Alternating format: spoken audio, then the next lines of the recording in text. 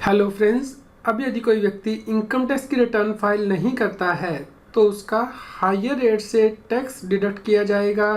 इसके लिए income tax act में अमेंडमेंट करने के लिए प्रोविज़न की गई है बजट 2021 के द्वारा। फ्रेंड्स, आज की डेट में इनकम टैक्स एक्ट के अंतर्गत हायर रेट से टीडीएस काटा जाता है या फिर टीसीएस कलेक्ट किया जाता है यदि व्यक्ति अपना पैन नंबर नहीं देता है, यानी कि परमानेंट अकाउंट नंबर। लेकिन फ्रेंड्स, गवर्नमेंट के द्वारा देखा गया है कि व्यक्ति का टीडीएस कटने के बाद भी रिटर्नें फाइल नहीं की जाती हैं, इसलिए बजट 2021 के द्वारा नए सेक्शन को इनकम टैक्स एक्ट में इंसर्ट करने के लिए प्रपोजल दिया गया है, सेक्शन 206 AB एंड 206 CC।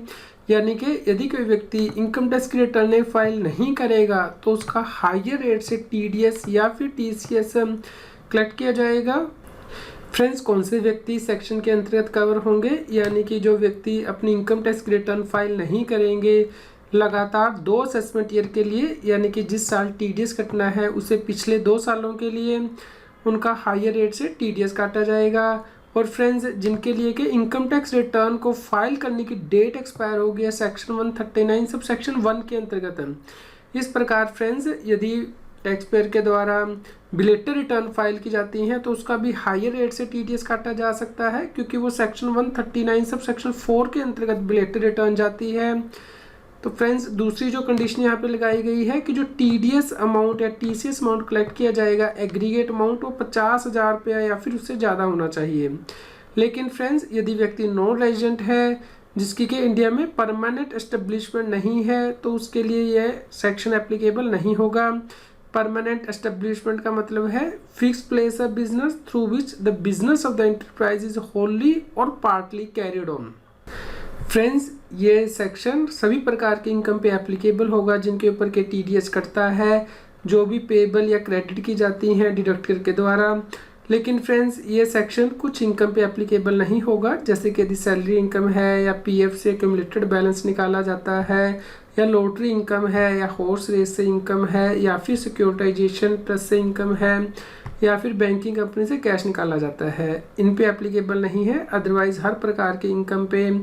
यदि टीडीएस कटना है तो फ्रेंड्स वो हायर रेट से कटेगा यदि व्यक्ति पिछले 2 सालों में इनकम टैक्स रिटर्न फाइल नहीं करता है। और ये हायर रेट होगा जो रेट इनकम टैक्स एक्ट में मेंशन किया गया है उसका डबल, या फिर जो रेट इन फोर्स है उसका डबल अमाउंट, या फिर 5% अमाउंट। फ्रेंड्स, मान लीजिए 5% अमाउंट है कमीशन इनकम का जिसपे कि टीडीएस कटना है और व्यक्ति रिटर्न फाइल नहीं कर रहा है तो अब उसका 10% के हिसाब से टीडीएस कटेगा यदि वो इनकम टैक्स की रिटर्न फाइल नहीं करेगा।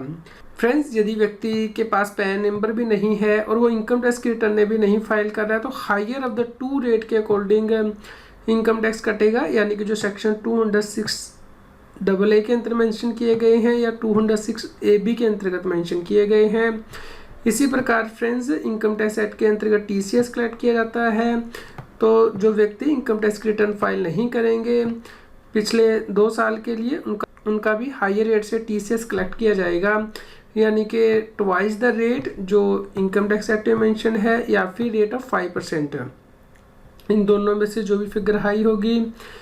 इसी प्रकार फ्रेंड्स, यदि व्यक्ति इनकम टैक्स एक्ट के अंतर्गत पैन नंबर नहीं लेता है